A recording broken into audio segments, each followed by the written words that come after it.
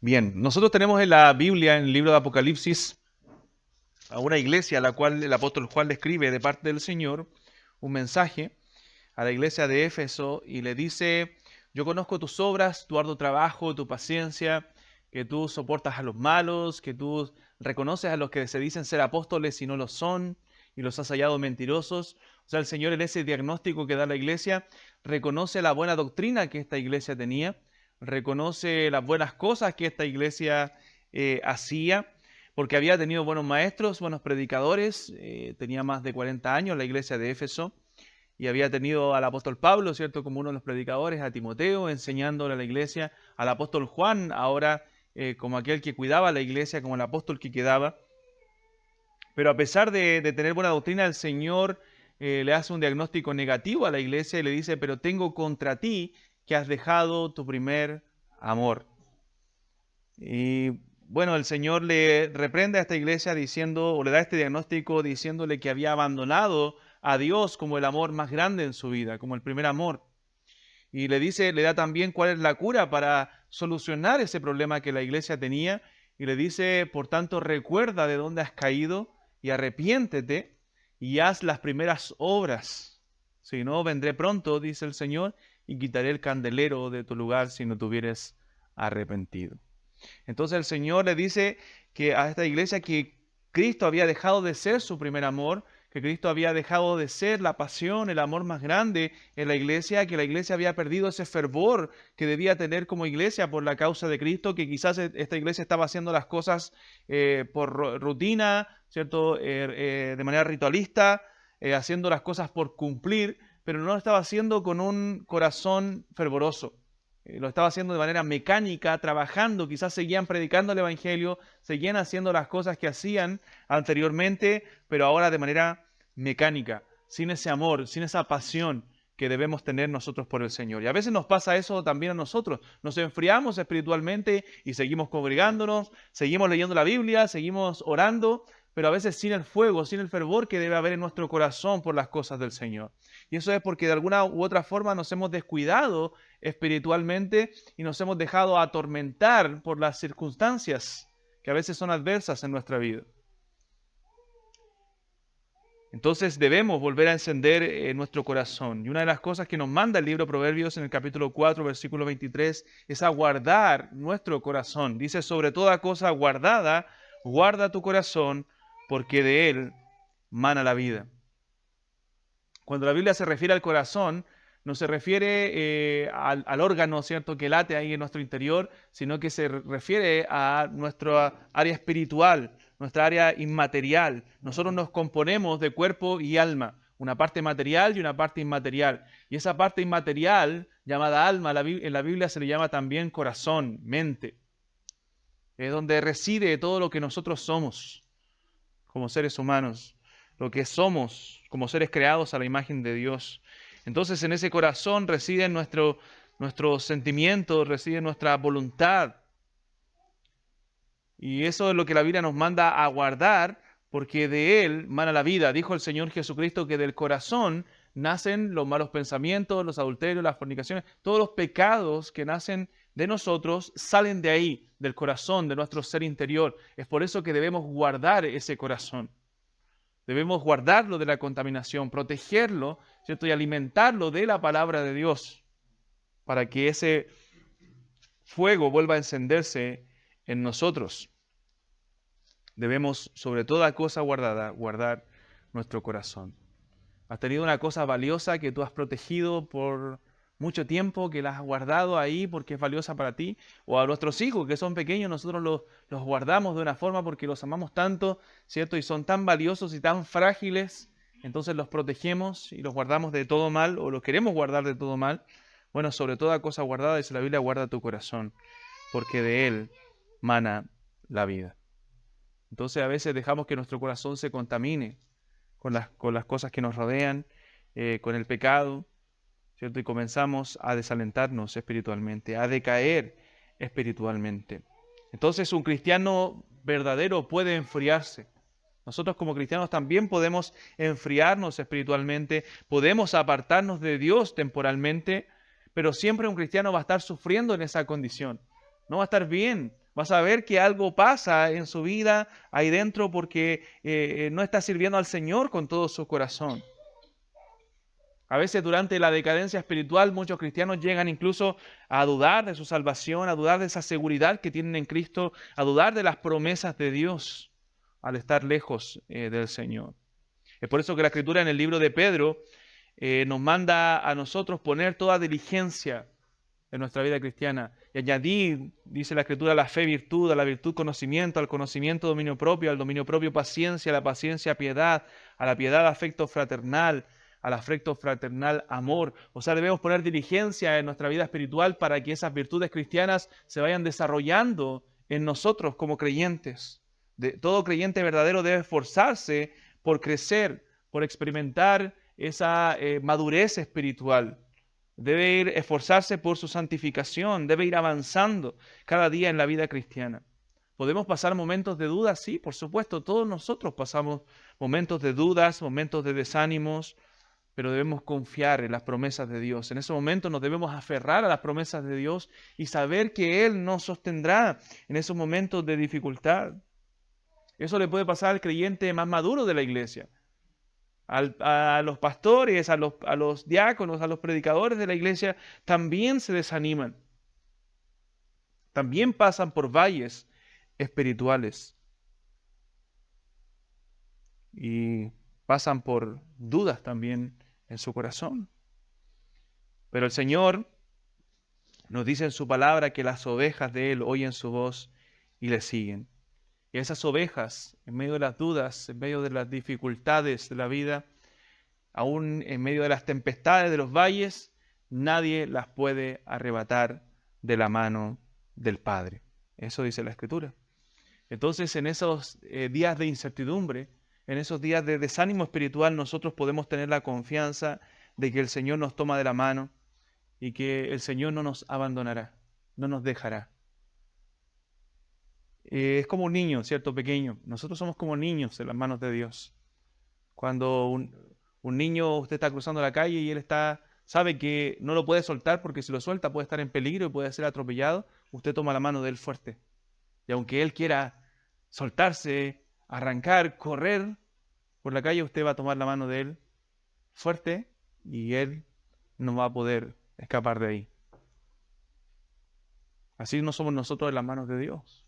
Muchas veces por el pecado que mora en nuestro corazón no queremos alejarnos de Dios, queremos apartarnos de Dios, estamos desanimados, decaídos, pero Dios nos toma de la mano. ¿Recuerda el Salmo 73?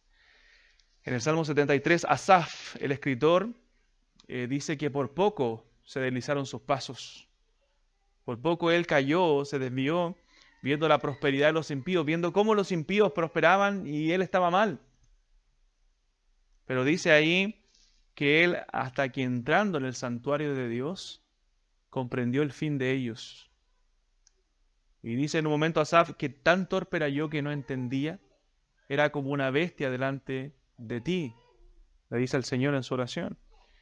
Pero con todo, dice Asaf, tú siempre estuviste conmigo, y dice ahí el texto, me tomaste de la mano derecha. O sea, Asaf está diciendo, yo estaba ciego, yo estaba entorpecido por mi situación, porque yo estaba mal, veía las circunstancias adversas y veía que a los que nos sirven a Dios les va bien, entre comillas, ¿cierto? Aparentemente, les va bien.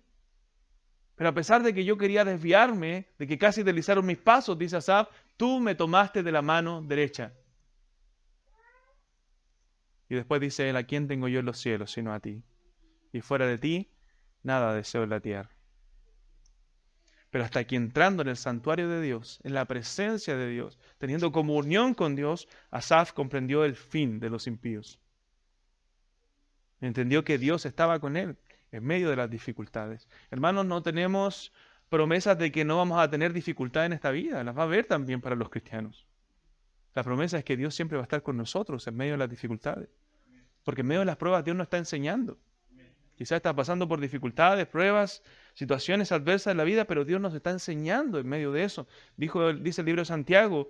Santiago le escribe a hermanos que estaban sufriendo persecución, que habían tenido que dejar sus casas, sus tierras, habían tenido que dejar Jerusalén e irse a otros lugares. Y y ser afrentados, no tener trabajo, pasar hambres, que trabajen a ciertos hombres y no les paguen. Eso le estaba pasando a los creyentes, si usted lee el libro de Santiago. Dudas de la fe, falsos creyentes entre los hermanos, diversas pruebas. Y Santiago les comienza diciendo en el libro: hermanos míos, tened por sumo gozo cuando os halléis en diversas pruebas. O sea, tengan gozo en medio de la dificultad, tengan gozo en medio de la prueba. Y uno dice, ¿cómo? ¿Cómo un creyente puede tener gozo en medio de la prueba? Porque las pruebas no traen gozo, traen tristeza, traen amargura. Bueno, y ahí le responde a esa pregunta Santiago en el verso siguiente: sabiendo que la prueba de vuestra fe produce paciencia. O sea, ¿cuándo viene el gozo al corazón del creyente? Cuando el creyente entiende que en medio de la prueba Dios está trabajando en nosotros. Que Dios está produciendo algo. Está produciendo paciencia, perseverancia. Y la paciencia, bueno, tened por sumo gozo cuando os halléis en diversas pruebas, sabiendo que la prueba de vuestra fe produce paciencia. Y la paciencia es una obra completa para que seáis perfectos, maduros, cabales, sin que os falte cosa alguna. Entonces el Señor está formándonos.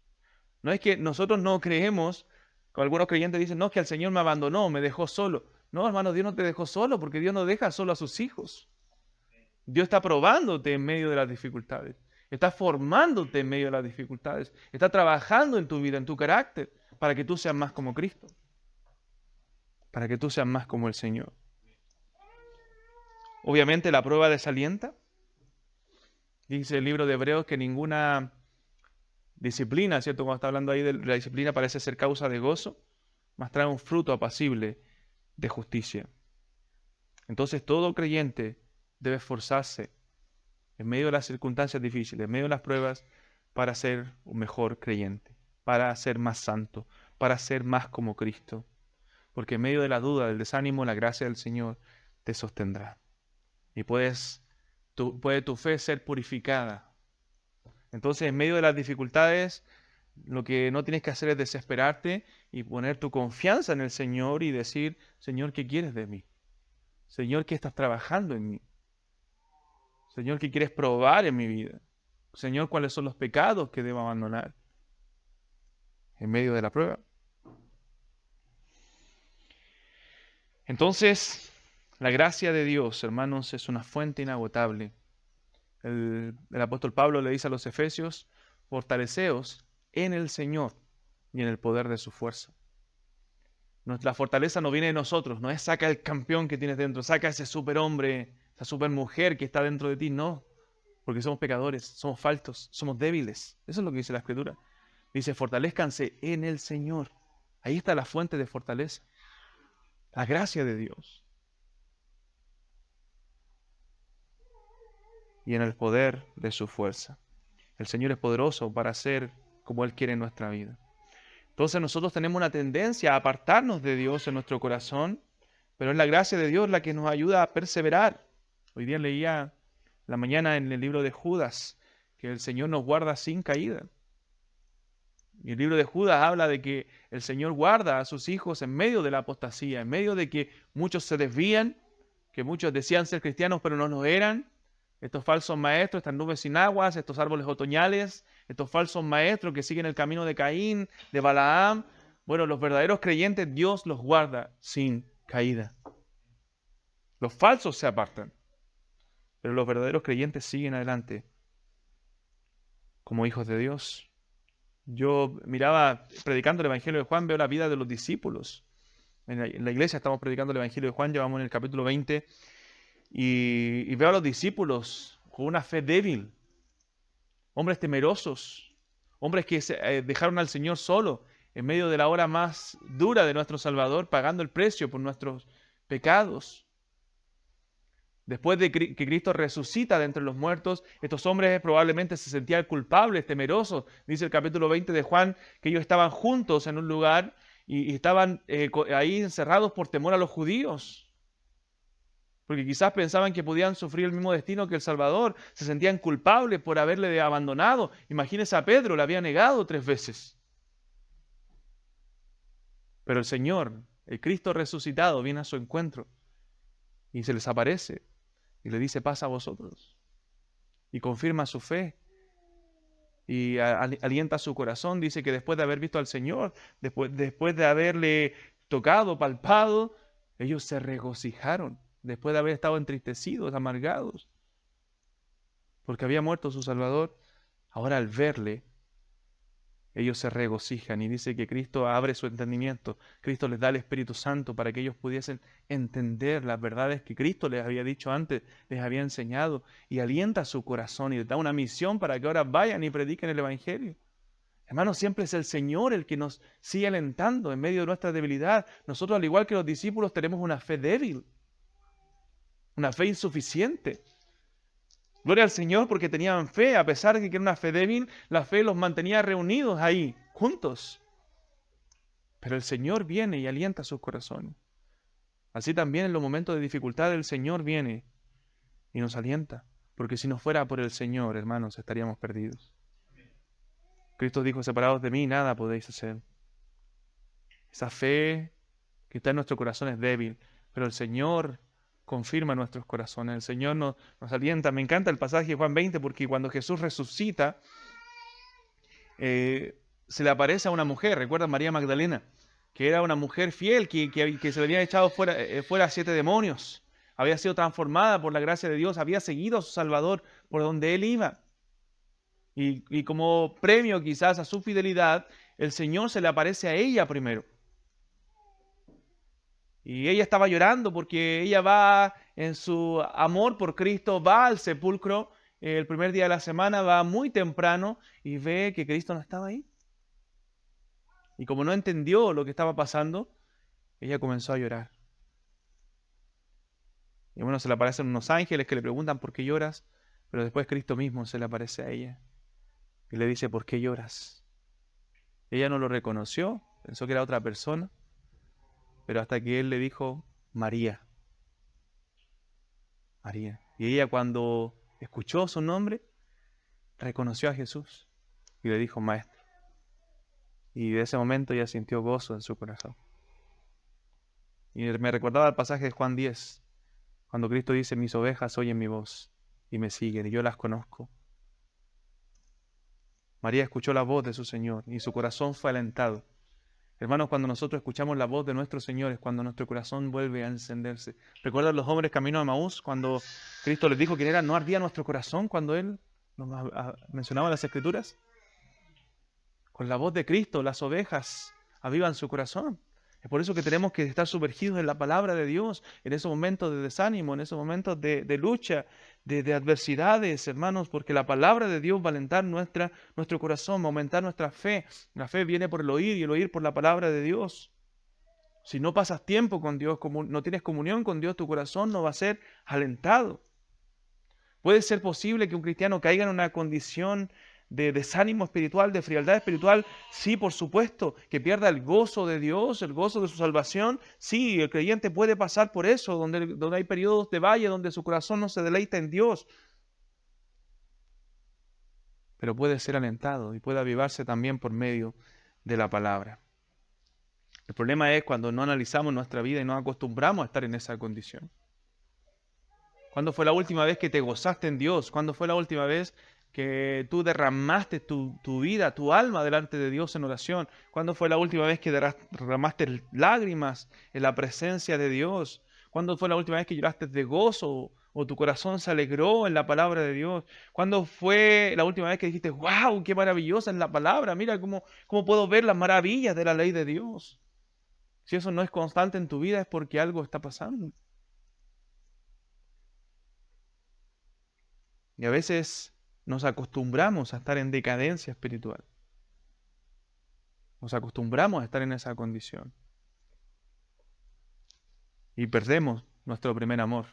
Cristo deja de ser nuestro primer amor. Yo no estoy diciendo que no le ames, pero Él deja de ser nuestro primer y gran amor.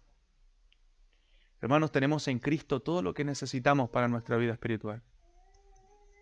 En Él están escondidos todos los tesoros de la sabiduría y del conocimiento. Nosotros estamos completos en Él. Separados de Él, nada podemos hacer. Cristo es nuestra esperanza. Sin Él, nada somos. Él es el verdadero Dios, dice la palabra, y la vida eterna. Podemos en Él volver a alentar nuestros corazones, a deleitarnos en Cristo, a amar a Cristo nuevamente con todo nuestro corazón. ¿Cómo está tu relación con Cristo? ¿Cómo está tu corazón? ¿Cómo está tu ánimo espiritual? ¿Estás pasando por valles? ¿Estás pasando por momentos de dificultad? Bueno, debes darte cuenta de esos síntomas, porque a veces no nos damos cuenta de los síntomas en nuestra vida que nos están llevando a esa decadencia espiritual y comenzamos a endurecernos más y más. Por ejemplo, cuando hay ausencia de gozo en nuestro corazón, eso es un síntoma, hermanos, de que estamos en declinación espiritual, en decadencia espiritual. Falta de gozo. El creyente debe deleitarse en las verdades de Dios, en las promesas de Dios, y eso debe traer gozo y dicha a nuestro corazón. Gratitud a Dios, y el gozo produce gratitud. Hay un libro que se llama de un puritano, Jeremiah Burroughs se llama, y habla de la joya rara del contentamiento cristiano, que enseña cómo vivir con contentamiento en medio de las dificultades de la vida. A veces estamos bien, ¿cierto? Y todo anda bien y estamos bien espiritualmente, pero vienen las dificultades en nuestra vida cristiana y comenzamos a desalentarnos y a reclamar en contra de Dios. Pero no hemos aprendido a vivir contentos en medio aún de las situaciones difíciles. El apóstol Pablo dijo, he aprendido a contentarme cualquiera sea mi situación, sé tener abundancia y sé tener escasez, por todo estoy enseñado. Todo lo puedo en Cristo que me fortalece. Y eso está hablando ese texto, de que Pablo sabía tener abundancia, pero sabía también vivir en escasez, porque hay momentos donde no tenemos todo lo que deseamos en cuanto a las cosas materiales. Pero debemos aprender a vivir contentos. Dice Hebreos, teniendo sustento y abrigo, estemos contentos con esto. Por eso se llama el libro La joya rara del contentamiento cristiano, porque una de las virtudes menos predicadas, menos habladas, menos desarrolladas en el cristiano es el contentamiento. Nunca estamos contentos. El hombre nunca está contento. Siempre quiere más. El ojo del hombre nunca está satisfecho, nunca se sacia. Vemos el vaso medio vacío y no el vaso medio lleno. Vemos lo que no tenemos y no lo que tenemos, que por gracia Dios nos ha dado. Entonces eso nos hace perder el gozo. Y nos andamos quejando. Nos volvemos quejumbrosos. Y cuando la Biblia nos habla en Filipenses como un mandamiento, regocijaos en el Señor. Regocijaos en el Señor siempre. Es un mandato. Entonces, cuando hay ausencia de gozo, y tú lo puedes notar aún en los cultos de la iglesia, si no te das gozo estar congregados con tus hermanos, si no te da gozo cantar al Señor, si no te da gozo escuchar la palabra, entonces algo está pasando. Es un síntoma de una declinación espiritual y algo debes hacer para avivar tu corazón. La religión verdadera encuentra deleite en su Dios. Ya no queremos evangelizar, ya no te motiva la obra de Dios. No estás hablando a otros de Cristo, no estás comunicando la verdad de Dios. Hay una señal de una declinación espiritual en tu vida. Porque los apóstoles, después que le impactó el evangelio, que vieron al Cristo resucitado, ellos no podían dejar de decir, dijeron ellos, lo que hemos visto y oído. No podemos callar las verdades de Dios. A veces hay creyentes, yo siempre observo los rostros cuando yo estoy predicando en la iglesia, que es más grande allá. A veces yo veo a algunos pensando cualquier cosa, menos en el sermón. Con su mente en cualquier lado, menos en la palabra. Eso es un síntoma de que algo está pasando en su corazón. Alguna declinación espiritual. De que no haya deleite en la palabra de Dios. Entonces, ausencia de gozo es un síntoma de que estamos decayendo espiritualmente. De que no hay santidad en nuestra vida, no estamos buscando la santidad. La Escritura dice que nosotros debemos ser santos porque Él es santo. Entonces debemos buscar la santidad, buscar fehacientemente, buscar con diligencia la santidad, desarrollar las virtudes cristianas que Dios ha puesto, porque Dios nos ha dado todas las cosas, dice la Escritura, que pertenecen a la vida y a la piedad. No estamos luchando espiritualmente. Cuando yo voy a encender el televisor, ¿cierto? Para ver una película, no hay ninguna lucha espiritual, pero cuando tú abres la Biblia, ¿cierto? Ahí cuesta. No te cuesta ver una película de 2 horas, pero sí te cuesta leer 5 minutos la Biblia. Eso es una señal de que algo está pasando en tu corazón. De que tu carne se está deleitando más en las cosas de este mundo que en las cosas de Dios.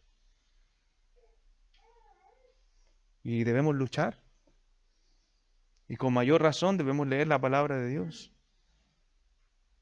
Podemos estar hasta las 3 de la mañana viendo algo, pero no podemos estar hasta las 3 de la mañana orando.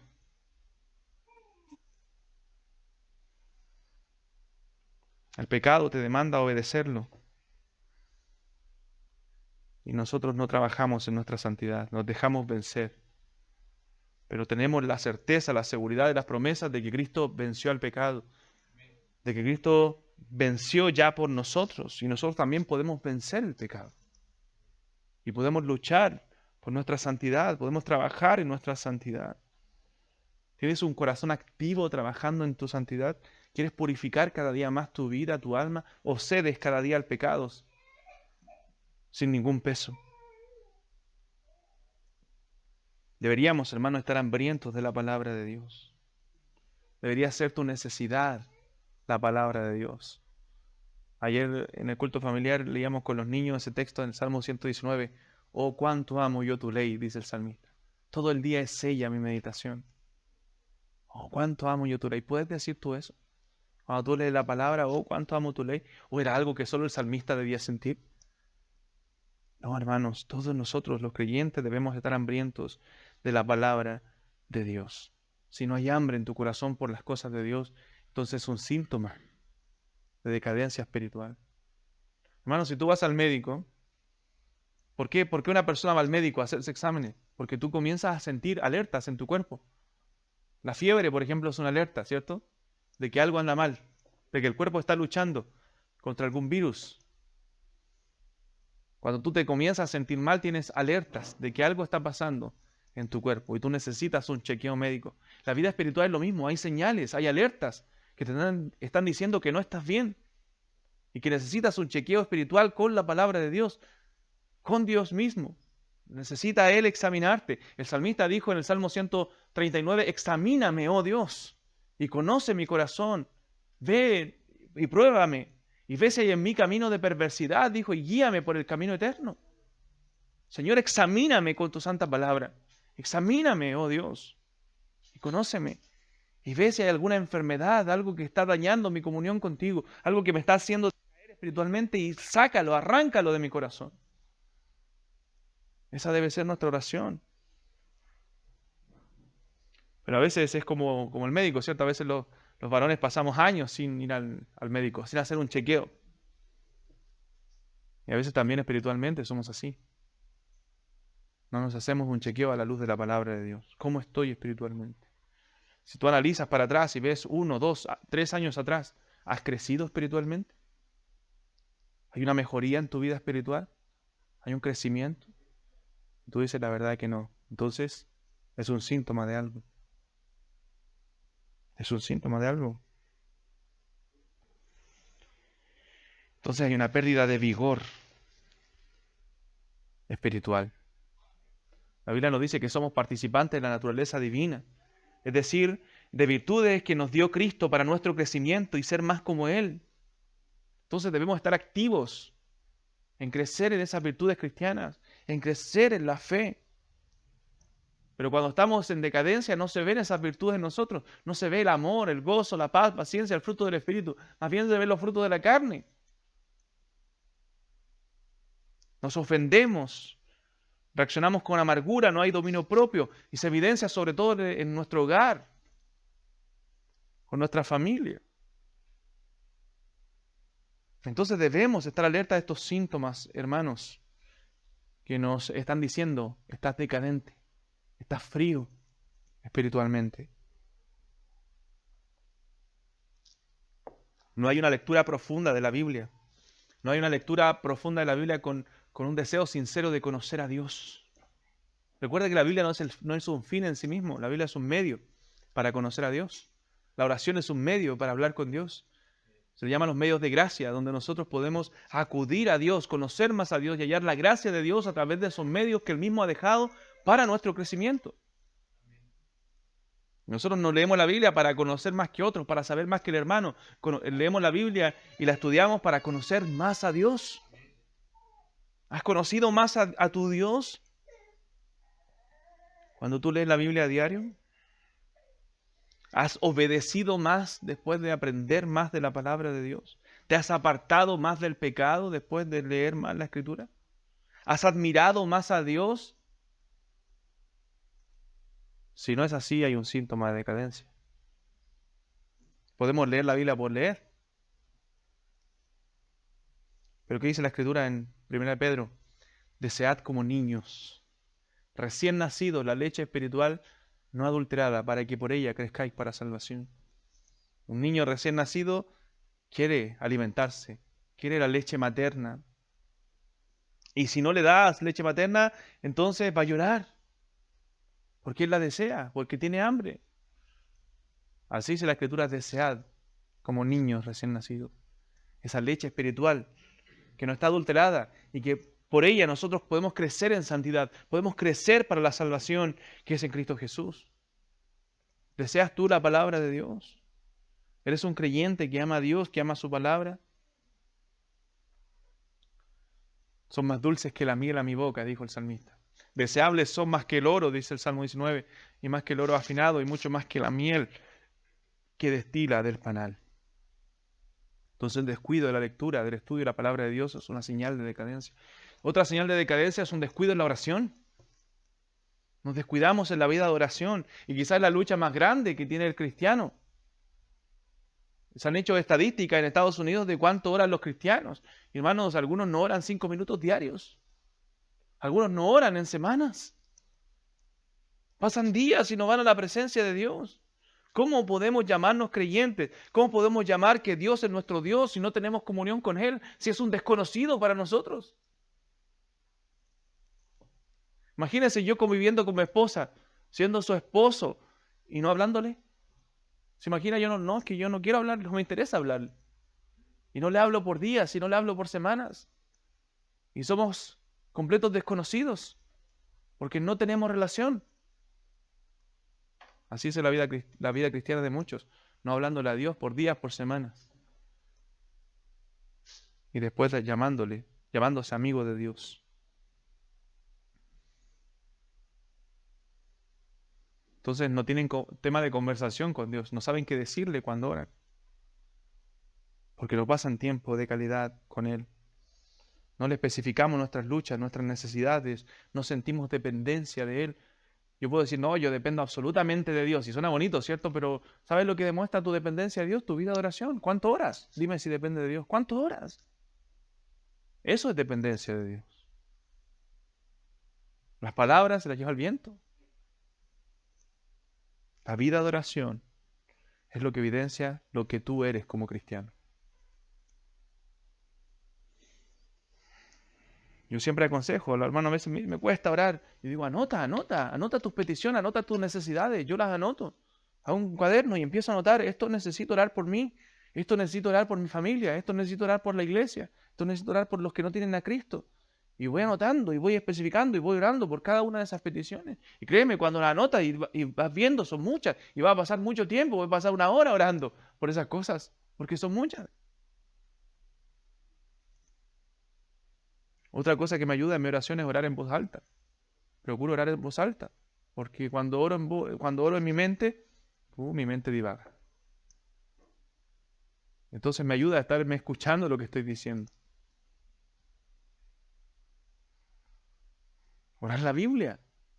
Es un consejo también que dan muchos hombres. Orar la palabra de Dios. Toma un salmo, toma un texto y comienza a orarlo para que tu oración se enriquezca. Y ora al Señor esa palabra. Puedes convertirla en tu oración. Los salmos son oraciones de hombres de Dios. Pues el Salmo 103, por ejemplo, bendice alma mía a Jehová y bendiga todo mi ser su santo nombre. Bendice alma mía a Jehová y no olvides ninguno de tus beneficios. Tú puedes decir, Señor, gracias por todos los beneficios que tú has dado basándote en ese salmo. Gracias porque tú te preocupas de mí, porque tú en tu divina providencia siempre estás preocupado de nosotros, Porque tus beneficios son grandes, Señor. Tus gracias son maravillosas. Gracias porque tú perdonas nuestras iniquidades, como dice el Salmo, porque tú has rescatado del hoyo mi vida, tú me has coronado de favores y misericordias, has saciado de bien mi boca, me has provisto de todo lo necesario. De modo que renuevas mis fuerzas, de modo que te rejuvenezcas como el águila. Puedes orar la palabra de Dios y enriquecer tu oración. Pero descuidamos la vida de oración. Hermanos, debemos ser disciplinados en los medios de gracia. Si tú dices, no, ya en cualquier rato del día voy a leer la Biblia, no la vas a leer. Si tú dices, ya en un rato más voy a orar, no vas a orar. Disciplínate, que sea lo más importante. Dedica un tiempo especial para eso. Apártalo. Aparta un lugar y un tiempo para orar. Cada día, que sea el mismo horario, el mismo tiempo. Y puedas ir aumentando ese tiempo.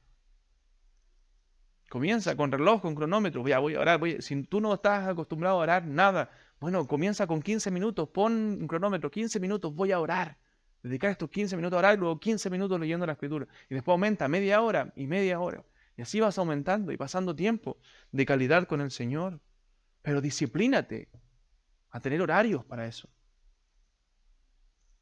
Porque si no, no lo vas a hacer nunca.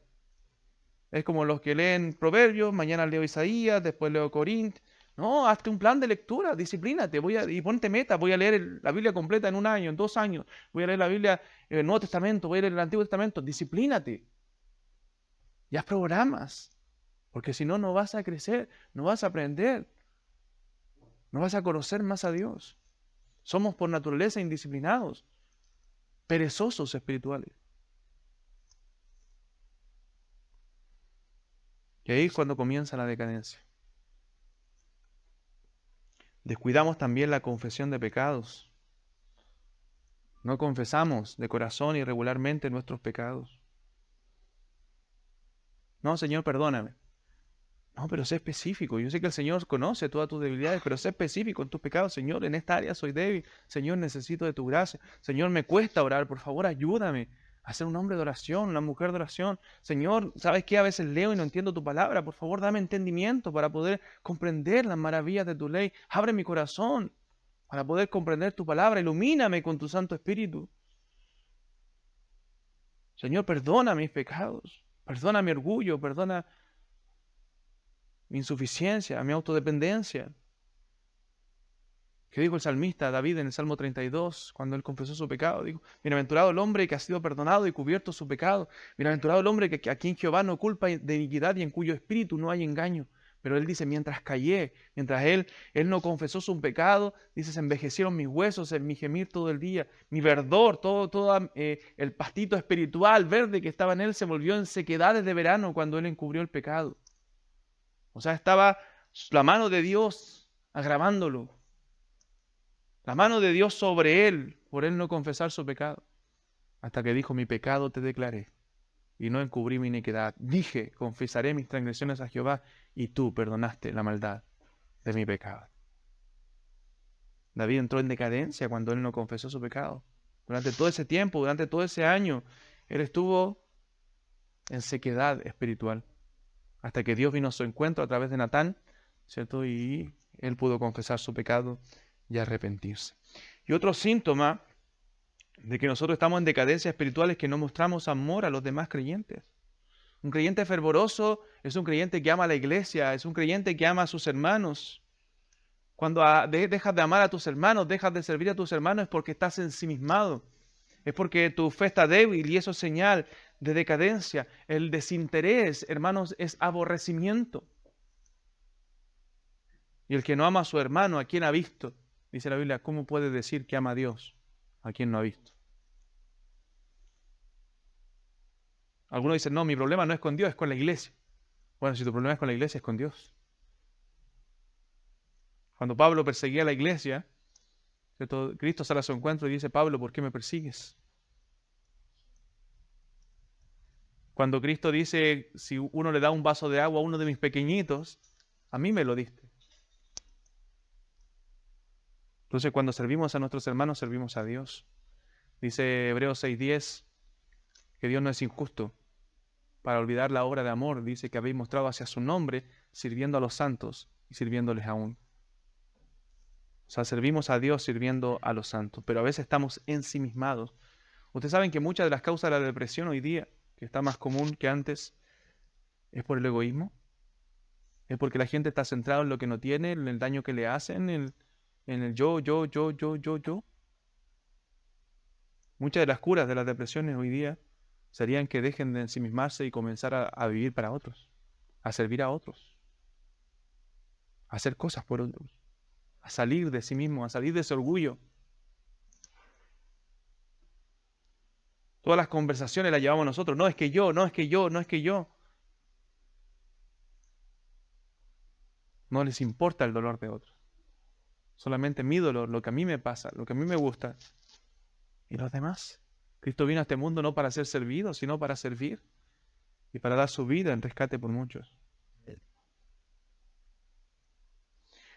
Si tú dices, yo a través de estas señales me doy cuenta que yo estoy decaído espiritualmente, que yo estoy frío espiritualmente.